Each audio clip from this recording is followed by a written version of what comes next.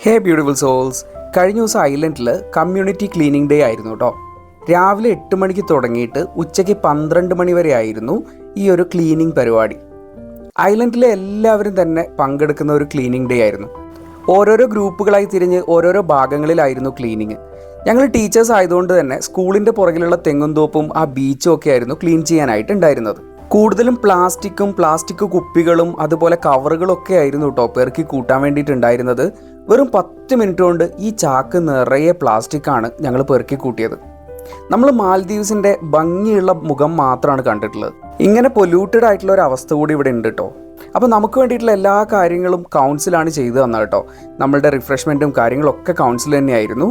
പിന്നെ അതിൻ്റെ ഇടയിൽ കാപ്പി കുടിക്കാൻ വേണ്ടി പോയിട്ടുണ്ടായിരുന്നു. അതൊക്കെ കഴിഞ്ഞ് തിരിച്ചു വന്ന് വീണ്ടും ആ ഒരു ജോലിയൊക്കെ തുടർന്നു. അങ്ങനെ ഏകദേശം ഒരു 12:15 ആയപ്പോഴത്തേനും നമ്മളുടെ പണിയൊക്കെ തീർന്നിട്ടുണ്ടായിരുന്നു കേട്ടോ.